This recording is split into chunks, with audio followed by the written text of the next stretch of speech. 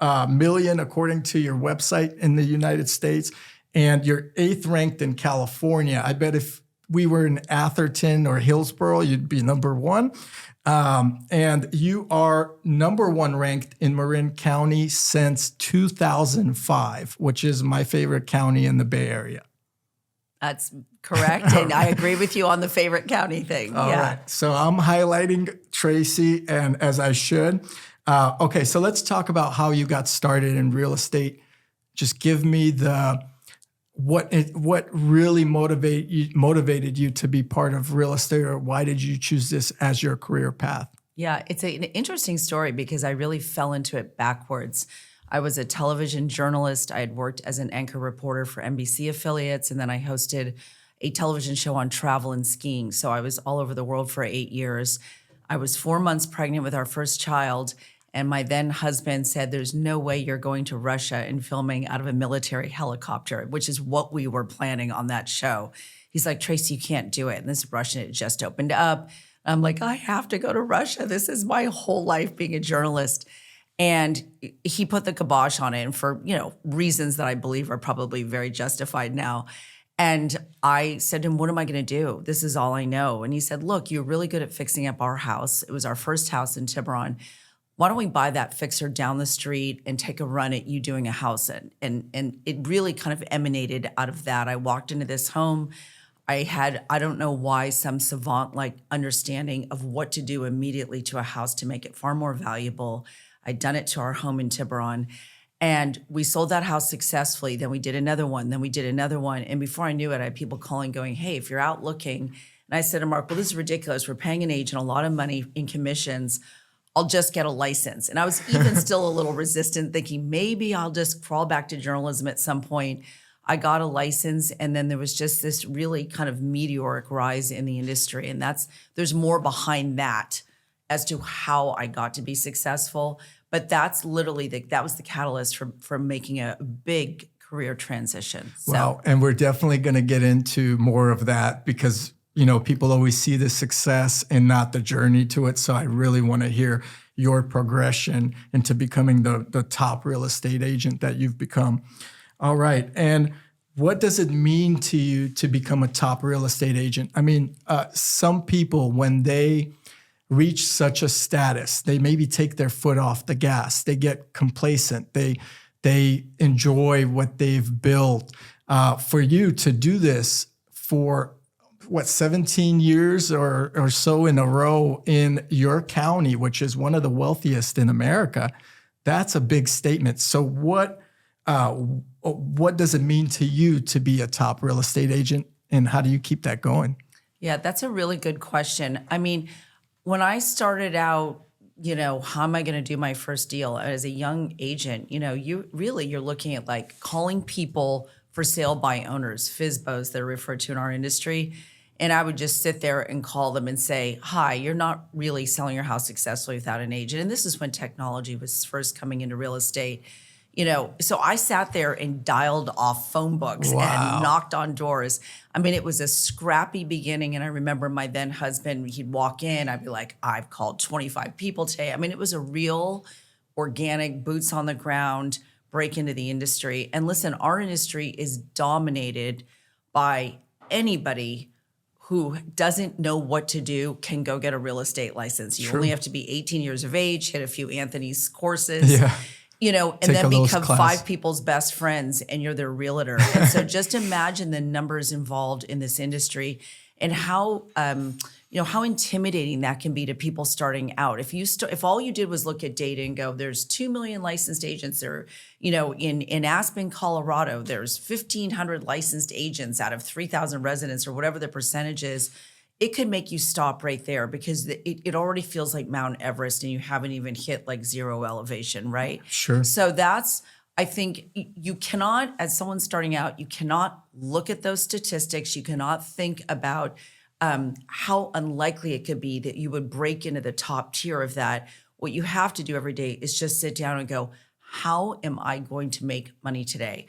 Am I calling 30 people? Am I going to sit in on 2 open homes over the weekend for other people? How can it's just hours and hours of dedication is really what it is. So Incredible. the beginning of my career was not, I mean, we went from being on an anchor desk to sitting and making phone calls to people I didn't ever know. Yeah. But there was something about it that I thought was really interesting. I love the dynamics of the psychology, playing psychologist to people, getting them to trust me even on these preliminary phone calls, and then walking into their home and saying, I actually have something that can be beneficial to you. I don't know how I have this savant-like knowledge, but we went on to do 30 homes for our own portfolio. Wow. And every home that Mark and I flipped was a laboratory for learning. Wow. I would make a mistake and say, damn it, I'm never building a small pantry again. Or damn it, why did that powder room, I should have borrowed the space over here from that closet. You can never, ever get a construction job perfect. AI will. Yeah, sure. AI will design perfect homes. Oh. But as human beings, we have a lot of constraints in terms of the dynamics that come together to fully monetize homes that include construction crews, people not showing up for work, which we were talking about earlier. Some delay in a supply chain issue where all of a sudden now 5 things are delayed. That the permits are expiring. I mean, it's a complicated business. Yeah. So, but having that development background and having something I could offer to people that was more than, I'm going to put a for sale sign in this yard and I'm, Joe Schmo, great agent number. You have to provide value to people. And that means going out of your way and doing a lot of things a lot of people just actually don't feel like doing. I love that. It sounds like when you started, first of all, technology is completely different today in real estate than it was back then. Now there's all this analytics, there's Movado, Redfin, et cetera. So all these, you're not only competing with agents, which you mentioned before in Aspen and all over the country, but you're also competing with Redfin trying to sell directly at a much smaller percentage. But what I really love about what you said is you didn't just sit there and make things happen and just wait for things to happen. You made things happen. I know cold calling, and that's not fun or easy, and people will hang up on you. It's very discouraging at times. But to have that personality to be able to keep that customer on the phone, and not to mention have them even invite you into their house after that phone call, that's amazing. So good for you. All right. What are the biggest challenges and rewards of your job? What are the biggest challenges and what are the biggest rewards? Great question. The biggest challenge is, bar none, that is the easiest question I can answer here today, is the obstinance of even the smartest people I know not heeding the advice of me or an excellent real estate agent. It is the genesis of my book that I wrote, Real Estate Rescue. Because the asset is so emotional, and because a little bit of knowledge is a dangerous thing, right? They've lived in their home for 20 years. They hold on to the memories of that chandelier that they bought over in Ireland on their honeymoon. That chandelier still has relevance to them, but not the market. And I have to be the bad guy that walks into that house and says, your house has amazing attributes, but we're going to undersell it if we don't make some changes. Getting people to make changes, if they didn't make them for those 20 years and really understand the fluidity and the dynamics of the market and how the market pays you top dollar to open a design magazine and have your home replicate that design magazine, it's very, very difficult to move, even billionaires off of their own mindset Crazy. Of how their home should be presented and, more importantly, how that house should be priced. Crazy. I just took a listing 4 months ago where there was great levels of obstinance on the part of this. He agreed to everything. This is a very prototypical situation in real estate. I'm going to do this. Okay, Tracy, I'm going to sign the agreement at that. You do this, you're going to get me this price. Here's what happens. You get the house looking great, and all of a sudden the seller goes, I've never seen anything this look better. I'm going to raise the price on that agreement now. Price got raised on the agreement, which disarmed me from getting the multiple offers that I wanted. Then a week later, I'm lucky enough to get one guy that wants to pay $200,000 over the asking price. The seller rejects that, doesn't answer him, and 4 months later, we are $400,000 below what that offer was. He took his mother's, and he's managing it for his mother. He took his mother's money and he has mismanaged that asset into the ground. Horrible. I have no control over that. Yeah. I cannot, my options are to be fired or go on the ride of watching the asset fall into the ground. Let me ask you, Tracy, do you think it's more greed or personal kind of attachment to the property, or a combination of both? I think it's a combination of both. Okay. I think it's a reluctance to understand the dynamics. I have a listing right now, and she started pushing me back. She's a longtime dermatologist in Marin. She started pushing back on some of my recommendations. I put in my email, for 20 years, I listened to your opinion about mole biopsies and all sorts of things.